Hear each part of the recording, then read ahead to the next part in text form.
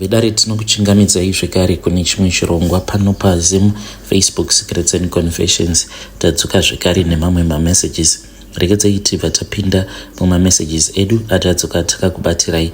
Message yedu yekutanga yakamira sekudai so: hanzi makadi zvenyu mukoma, ndinokumbirawo kuti muge muchindiposterawo nyaya yangu makavika chitupa changu. Ndauyawo pano ndiine confession yangu iyo yandiinayo. Confession yangu mukoma yakamira sekudai so this was about 3 years ago. Mushure mekunge takatenga stand yedu muHarare, but mukoma zonosvika tichizonotenga stand iyi tainge tatambura nemurume wangu. Takashanda kwemakore nemakore. Zvino takati tazounganidza mari ndobva taenda hedu kumusha takatenga stand yedu iyi muHarare. Pari zvino takazotopedzisa hedu kuvaka. So mukoma nashi takabva tazoti patakatanga kuvaka, we then spoke with one of our neighbors uyo watakaona kuti munhu ari very friendly. Ndokubva azotiudza kuti iye ainge aine vana vake vainge vari kumhiri kwemakungwa. Takaramba tichingotaura, ndokubva azoti sezvo iye ainge aine motikari yake 1, then she had more space in her garage. Akabva atiti, since you have already started building, imimi sezvo muri kucomplaina muchete sometimes mabuilding materials enyu ari kupota achibiwa, you suspect kuti mabuilders vari kutengesa building material. Zvamunokwanisa kuita ndezvekuti imimi munoti kana matenga building material yenyu munonyora pasi zvose zvamunenge matenga, then I'll give you storage space. Saka mabuilders enyu pavanenge vachiuya kuzotora anything, then we will write it down. Mukoma tikabva taona kuti aiwa zvainge zvakanaka, so takatotanga kutowirirana navo mother ava. Saka vainge voti kana vaine zvavanenge vachida kunoku kuSouth Africa, she would request kuti kana muchikwanisa nditengerewo chakati, then I'll give you your money later on. So murume wangu iyo munhu wekuti anongogara aine business ideas akasiyana siyana. So we then spoke navo mother ava about this other business idea, but vakabva vazoti but vana vangu musavaudza, because vana vangu havadi kuti ndinge ndichiitawo mabusiness. Vanoti mama makura, chingogarai chete pamba tichikuchengetai. So we then ventured into another business adventure together. Nekufamba kwenguva mukoma kashopo aka kakati kava kufaya, ndopa vakabva vazoti kunoku zvina zvinakumira zvakanaka, munokwanisa kudzoka here kunoku, like it was an emergency. We then had to return back home. Mukoma nashi takati tasvika kumba takabva tazoenda pamba pavo, takaona kuti painge paine imwe motikari yainge yakapakwapo. Mukoma, it is just that mazita evanhu anonetsa kutaura. Itori ng'anga like yepa YouTube, itori very famous, ndo yatakasvika iripo pamba pavo mother ava.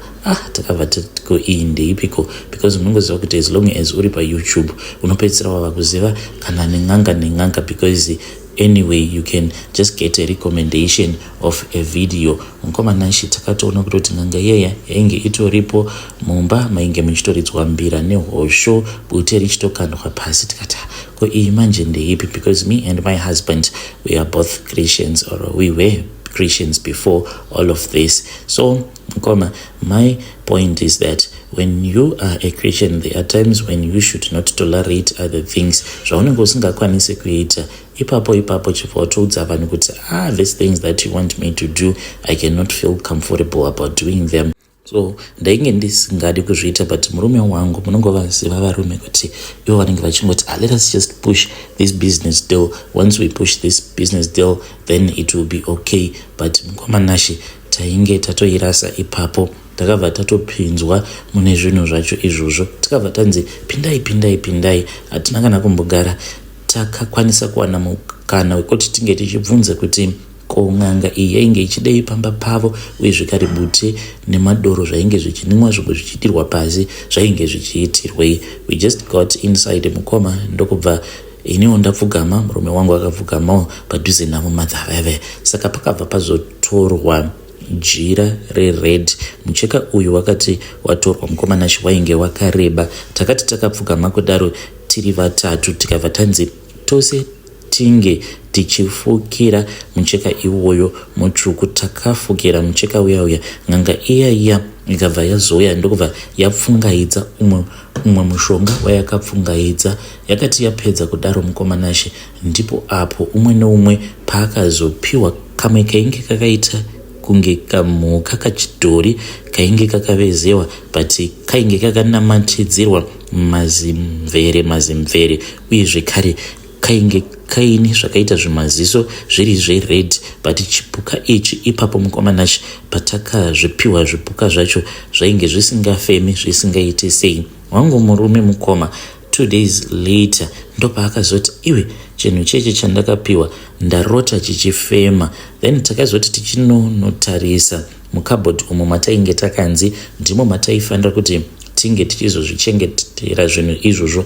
Then after about 20 to 21 days ndipo apo pataifanira kuti tinge tichizonozvirasa tose tiri vatatu. Takanzi kana tichikwanisa tinongonozvirasa kudhamu, asi kana tichikwanisa taifanira kuenda tobva tazonozviisa muninga. Zvinhu izvi ninga dziya dzekuti dzinonzi dzinoyera, hakungosviki vanhu, ndo pataifanira kunozvisiya zvipuka izvozvo mukoma. So mushure mekunge zvose izvi zvaitika takazosara zvedu tava kukurukura. Saka madza ava ndo pavakazoti vana vangu munoziva kuti chii, kana vanhu muine chibhizinesi chenyu chamunenge muinacho zvinenge zvichidawo kuti mupote muchisimbisiwawo. Saka apa tatosimbiswa vanangu, muchaona kuti bhizinesi redu iri richatanga kufaya sei. Mukomanashe kutaura kudai so kubva zvatakatanga chibhizinesi ichi kusvika pari zvinozvi tava nemotikari dzinokwana idzo kuita 10, but I'm not feeling comfortable at all because kana kuchechi kwacho hatichamboende.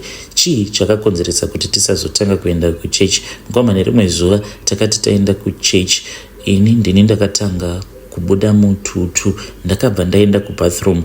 Mukomanashe ndakaramba ndichingoblinda kudzamara ndazotextira murume wangu. Iyewo by the time pandakazomutextira akabva atonditi neniwo ndiri mubathroom, I am bleeding. So ndakabva ndanzwa voice at the same time naiyewo ndokubva anzwa voice iro rakamuti nerakanditi taifanira kutoti tinge tichitodzokera kumba, otherwise taizofa, because muchechi imomo mainge muine umwe munhu ainge achinamata uye zvekare mukunamata kwaainge achiita mweya mutsvene vainge vachiburuka nemoto, ndo zvainge zvichikonzeresa kuti tinge tichiita nose bleeding.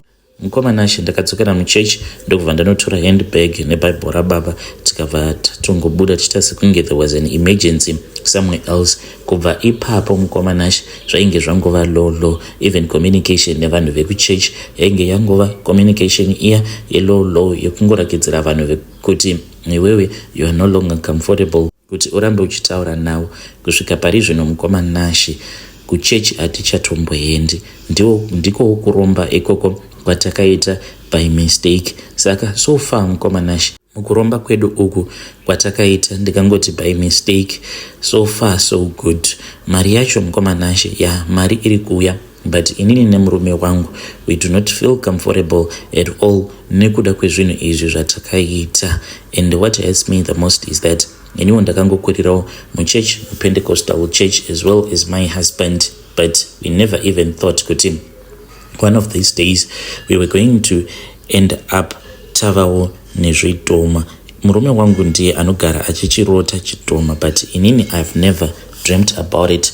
And mukadzi uyu mukomanashe wacho akatirombesa iyeye nenganga yake iri famous yepa YouTube. Like kana ndikada kugara naye pasi so that I can just ask her kuti sei iye akazopindwa nepfungwa dzekuti tose tiri vatatu taifanira kuti tinge tichizoromba. Like ndikangoda kungotanga kungotaura naye nyaya idzodzo, mukoma she can just get inside her house over atobuda vakutoti mwanangu there is somewhere where I need to go. So my prayer is I just pray kuti zvinhu izvi dai hazvo zvikasapanduka sekutaurwa kwazvakaitwa nasekuru vacho ivavo vakati inini zvinhu zvangu sezvo maona kuti handina mhiko dzandati munofanira kuti munge muchizotevedzera mhiko dzakati nedzakati, it means kuti zvinhu izvi hapana pazvinozombokupandukirai uye zvekare hamumbozombofi makanzwa zvinhu izvi zvichitaura nemi zvichikuudzai kuti zvava kuda ropa. Mukoma, it is just that handikwanisi hangu kuti ndinge ndichitaura zita ravo, ndingadai ndakuudzai mukoma, asi vanhu vazhinji vanotovaziva. vedare ndo message iyo yandakatumidzirwa ichibva kuna vanzvadzi vedu avo. Zvakangoma azveveduwe. Asi kana kuri kunzi zveshuwa you were once true Christians, I urge you to go back to church. You go and you speak with your pastor, you go and you speak even with your elder. Movaudza kuti izvi ndo zvamakaita. Do not be afraid to be judged, because kuchechi ikoko kwamuri kutiza, that is where your hope is. It is far much better kuti mapastors nema-elders vagare vatongozviziva kuti ndo zvakaitika. Pamba penyu potanga kuitwa maprayers, vanhu vouya vachita maprayers, zvimwe kuda zvinhu izvi maybe zvinokwanisa kuparadzwa zvisati zvapanduka, nekuti one day is one day. Chichakuudzai chete izvo zvinhu zvenyu izvi zvichakuudzai kuti takushandirai taneta, tava kudawo ropa. Handiti muri kuti mava ne more than 10 vehicles in about how many years? 3 or 2 years matova nemotikari 10 dzamakatenga. So you think kuti it is normal, kunyange zvikanzi business rafire 10 cars in 2 years, hakuna zvakadaro. Zvinhu zvenyu izvi nekufamba kwenguva zvichazoda ropa. So it is far much better kuti mudze vanhu vekuchechi. Hameno kuti vedare munopaonawo sei ipapo. Regedzai tibva taenda panyedu inotevera. Nyedu inotevera yakamira sekudai so. Hanzi makati zvenyu mukomanashi, ndinokumberawo kuti munge muchindiposterawo nyaya yangu makavika chitupa changu. Ndauyawo pano ndine confession yangu. Ininiwo mukoma ndakaroora, uye zvekare mudzimai wangu ndinomuda. Tatova nemakore tichigara tose. Mudzimai wangu uyu mukoma, like kana ukamuona achifamba apa unokwanisa kutongofungidzira kuti zvose bo, but ane kamwe kahono so kanondisembura to the fullest. Like mazuva ekutanga aipota achizviita zvinhu izvi akawanda, but now maybe nekuda kwekuti we are now comfortable sezvo tava nemakore akati wandei tigere tiri tose mukoma. Iye itype yayo yekuti tingangoti she is someone who is modern, musalad. But he mukomanashi, first things that I noticed about him, ndakaona kuti munhu wekuti anoita attitude yekutsvina, like you have to follow after her. Chese chaanenge aita mukoma, you need to follow after her. Dzimwe nguva kunyange zvikanzi anenge apinda mutoilet, kana iwo ukazoenda uchida kunoshandisa bathroom, unotoona kutoti munenge matongosiwa makagadzikwa mukonde wake waanenge angosiya imomo. Kana ukamudza kuti naiwe ko zvinhu izvi zvauri kuita unombozviitireiko, kuti unotadza kungoflasha, munhu abuda mutoilet anobva ati ndazama kuflasha but ndaona kuti manga musina mvura, then ndikati ndichazoya ndichizoflasha kana chitengi chazara nemvura. Ndobva ndati ko wadiwa ngotora chibhaketi nai wobva wazongoflasha, wobva ati ndakanganwa ini. Plus takangokura tichingoziva kuti our maid will clean after us. So mukomanashi, mazuva atakatanga kugara tose hongu takabva tatsvaka maid,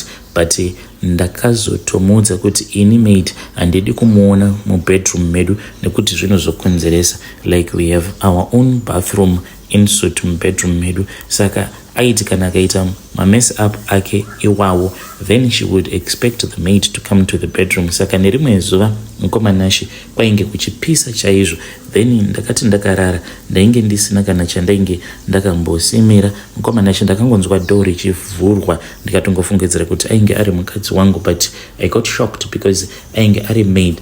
Mukoma akavhunduka, but ndakangomuti no, it is okay. You did not know that I had came back from work because my car was giving me some problems and I had been dropped by one of my friend and I just came straight to my bedroom. So mukomanashi ndakabva ndamuudza mukadzi kuti ndainge ndisingachadi kuti ndige ndichiona maid achiuya kubedroom kwedu. Saka mukoma ndiyo challenge yandiri kutarisana nayo, uye zvekare mudzimai wangu ane system yayo kuti kana akavarayirwa anokwanisa akatogara zvake pacouch achitoona mamovies ake kuna Netflix, YouTube, wherever. Anongokwanisa tanga kungonon'ona chingonon'ona mhino dzake. Anoti kana apedza kunon'ona mhino dzake mukoma anobva azongonoti ndo chigunwe chacho ichocho chaanenge ashandisa mumuromo. Naimi zviriko here izvozvo? Kunyange ukatomutsiura mukoma anongoti iwe ndinotongozviita kana ndakavarayirwa. Such a nasty behavior. And kana mukamona, you won't even think kuti ndiye munhu anoita zvinhu zvose izvozvo. Kutaura kudai mumba tatova nechallenge yekuti mapete, the reason as to why asingaperi, like kana maid aripo everything will be sorted out, but dambudziko pamaweekend anoti kana akangobika zvinhu zvose zvinongosiyiwa mukomana achimusink, saka mapete haasi kupera, in which takatobva mukutotenga imwe TV because mapete iwo pachezvawo anoita tsvina inouraya maelectrical components. Mukomana ichi kana mukaposta nyaya yangu ndisevhiseiwo, ndodawo kubvunza kubva kumhuri yeZimbabwe kuti how can I handle my wife, how can I change, semunhuwo akangokurawo achijaidzwawo nevabereki vake kuti you can do whatever that you want, then your maid will clean after you. Mukoma, kana mukaposta nyaya yangu ndisevhiseiwo, what am I supposed to do with my wife? Should I try to change him or should I just leave her like that? Mukoma, nekuda kwekuti ndo zvaari. Takatombonetsana akabva anditi, why are you trying to change me? Kana uchingondida uchangondida, kana usingandidi it is fine, let us see what we can do. Kana tichirambana tongorambana. Hey, vedare ndo message iyo yandakatumidzirwa ichibva kuna mukoma vedu avo. Ingawani zvavanoti cleanliness is next to godliness. Saka kana vanzvadzi vedu ava vachinong'ona madziwa obva vatanga kudya madziwa iwawo, panenge pakaipa. Asi ngatizamei kuti tinge tichitaura navo mucomment section. Maybe you should let her watch instead yekungoona mamovies, maseries nemamovies paYouTube. Moitawo kuti vange vachionawo mavideos, how to videos here on YouTube. Akomana uchapa hauzodi pamunhukadzi. Hanzi mukoma nashikani. You should see zvinoitika kana mudzimai wangu ari kuma-periods. Hanzi kana ndikasatonhongerera mapads acho, iye anokwanisa kutonzwa nungo kungoenda kunorasa mubhini. Ndakatombomutengera kamwe kabhini kandakati okay, you just place whatever in this bin kanogara mubedroom, then early in the morning when I am going to work I can then put it out. But hanzi anotonzwa nungo dzekuti ange achinokanda mukabhini ikako, then anoti kana abvisa pad ranenge akashandisa she can even rather kick it underneath the bed. Kana ininiwo ndikasariona rinogara kusvika mumba mava kunhuhwa kana kutopopota, munhu ndopaanotanga kuti changamu ava kutsvakana nemapad iwawo. Yo, yeah, pakaipa. That was the other message. Ngatisanganei zvekare mune zvimwe zvirongwa zvinotevera.